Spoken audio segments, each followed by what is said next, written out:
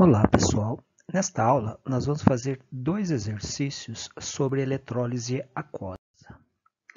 Antes de mais nada, quando a gente tem uma eletrólise aquosa, é preciso verificar qual é a prioridade de descarga, já que nesse caso a água também pode sofrer tanto o processo de oxidação quanto de redução. Na redução, sempre ocorre uma competição entre o cátion e a água. Quem dos dois vai sofrer a redução? Se for o cátion, o mesmo processo que na ígnea. Você tem o cátion metálico, devolve os elétrons, o quanto for, se for mais um elétron, se for mais dois elétrons, e ele volta para a forma metálica. E lembrando que na redução da água produz hidrogênio. A água ou produz hidrogênio ou oxigênio. Oxigênio, oxidação. Fica mais fácil de lembrar. E redução, hidrogênio. Redução, sempre elétron é reagente. Então, é a água mais elétrons produzindo o gás hidrogênio e as hidroxilas. 2 elétrons aqui, 2 elétrons aqui. Balanceado. E lembrando das aulas de eletrólise, a prioridade de descarga, no caso dos cátions, se for um cátion, na família, tabela periódica da família 1. Então, se for família 1, são os cátions mais 1. Ou se for da família 2, os metais alcalinos terrosos, ou o alumínio mais 3. Se for um desses daqui, aí eu tenho a água como prioridade. Então, vai reduzir a água e não esses metais aqui. E os demais, a maioria ali, o resto da tabela periódica. Então, se for um cátion que não seja da família 1 ou 2 ou alumínio, então ele tem prioridade, vai o metal e não a água. Já no processo de oxidação, é uma competição entre o ânion e a água. Então, o ânion pode sofrer a oxidação, elétron reagente no caso. O mais comum é que seja um halogênio, então forma uma molécula diatômica. Então, você tem o ânion descarregando os elétrons e produzindo a substância.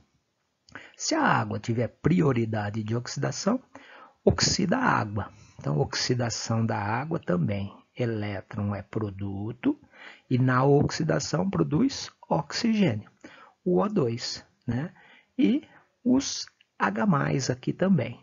Então, para cada 2 águas aqui já balanceado, eu vou produzir 1 de O2, 4 hidrogênios, e aqui para neutralidade, 4 positivo, 4 negativo. Então, libera aqui, descarrega 4 elétrons na oxidação da água. E lembrando que a facilidade de descarga, no caso da oxidação, é a água ou o ânion. Se for um ânion oxigenado, nitrato, sulfato, fosfato, cada um desses ânions, a terminação ato é sempre de um ânion oxigenado. Ou o fluoreto, esses não têm prioridade. Quem tem prioridade é a água. Então, oxida a água e não esses ânions aqui. Se for um não oxigenado, então dos halogênios, fora o flúor, cloro, bromo, iodo ou sulfeto, o S2-. Então, se for um desses, vai o ânion e não a água. Essa é a prioridade aí de descarga. Lembrando disso, então, vamos fazer os dois exercícios. Em relação à eletrólise de uma solução aquosa agora, de cloreto de cobre, assinale a errada. Então, a gente tem 5 alternativas aqui, e vamos descobrir qual delas que está errada. Ele fala aqui de quem reduz, quem oxida, quem é o eletrodo positivo. Vamos fazer essa resolução aqui. Então, resolução. Quem é que reduz? Redução sempre é uma competição entre o cátion e a água. Neste caso é o cobre 2, né? São 2 de cloro aqui, cloreto é -1, significa então que esse cobre é o cobre mais 2. Então quem vai? É o cobre ou a água? Lembrando, né, do esqueminha que a gente acabou de ver, né, o cobre pertence a esses demais aqui, né? Ele nem é um metal alcalino, que seria a família 1, nem é um metal alcalino terroso, família 2, e nem é o alumínio. Então ele se encaixa aqui nos demais. Então ele tem prioridade com relação à água. Então quem reduz é o cobre e não a água. E oxidação? Sempre uma competição entre o ânion e a água. Tá? Então quem dos dois oxida? Lembrando também do nosso esqueminha, né, de agora há pouco. Ó. Então nós temos ânion oxigenado e flúor.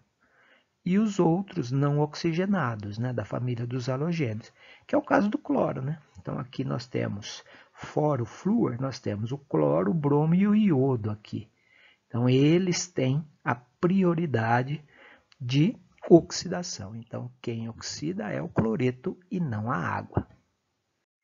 Então, neste caso aqui, a água nem reduz e nem oxida, porque o cobre e o cloro têm mais facilidade do que a água para reduzir e para oxidar.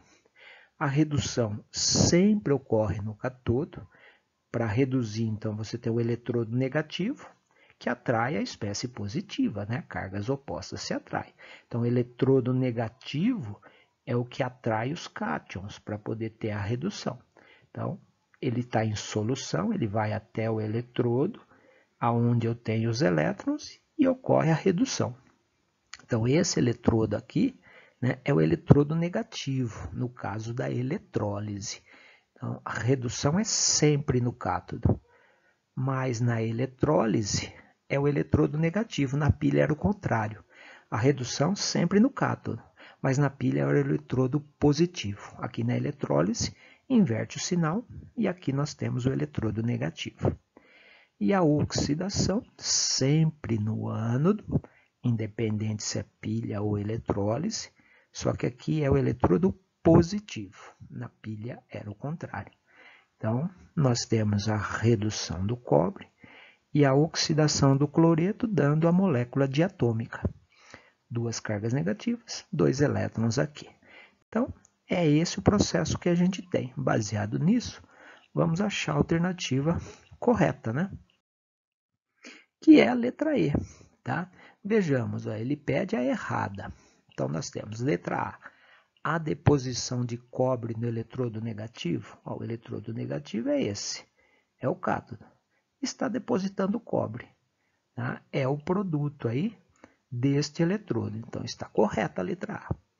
A letra B, veja, a formação de cloro gasoso no eletrodo positivo. O eletrodo positivo aqui, anodo, né, da oxidação, está formando o cloro, né, o gás cloro Cl2. Correto também. C. Os íons cobre 2 são reduzidos. Está aqui, né, o cobre 2 é reduzido e produz o cobre metálico. Na letra D, ele fala, os íons Cl- são oxidados. Aqui, né? Oxidação no anodo, o Cl- está sendo oxidado e gerando o Cl2. Então, essas estão corretas. A E é que está errada, porque ele coloca invertido. Ele coloca que o cobre, né, e o cloro estão produzindo, né, o íon, né, Cu2+ e Cl-. É o contrário, né? Na eletrólise, são esses íons que voltam para a forma metálica do cobre e Cl2 do cloro. Então, essa é a nossa alternativa errada. Num outro exercício ó, da FUVEST, ele fala, para pratear eletroliticamente um objeto, né? Então é muito usado a eletrólise também para poder depositar uma superfície de um metal. Né? Então a gente tem a cromação, prateação, niquelação. São os nomes, né, que a gente dá quando você deposita na superfície, né, de um objeto, né, aquele metal em questão. Então, depositou prata, né, numa superfície, a gente pode chamar de prateação, né, pratear através do processo eletrolítico, né, um objeto de cobre. Então, você vai depositar prata sobre, né, um objeto de cobre e controlar a massa de prata depositada no objeto. Então, ele foi montado a aparelhagem que ele esquematizou aqui nessa figura. Então, nós temos o gerador, né, que vai gerar a corrente elétrica, o eletrodo positivo, o eletrodo negativo. Aqui, ele até pergunta no exercício, né, um medidor aqui que a gente tem, um voltímetro, né, que normalmente pode medir voltagem, resistência e amperagem, né, a corrente, a gente chama de 3.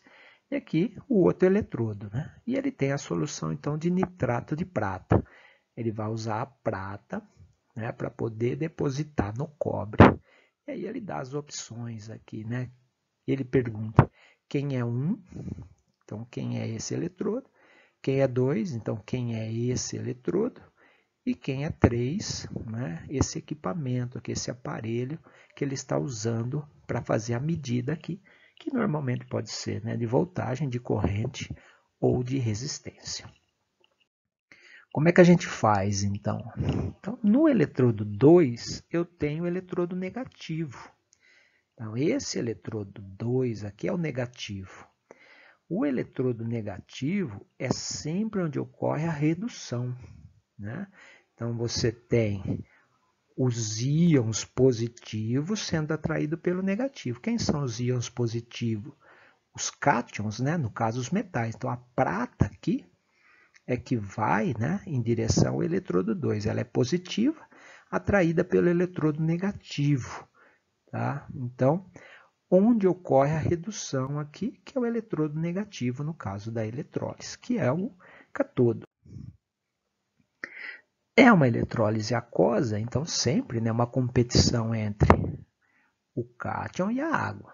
Bom, já que ele está dizendo que aqui que vai ter a prateação, né, não tem cabimento, né, eu ter a água ganhando, né, a redução da água.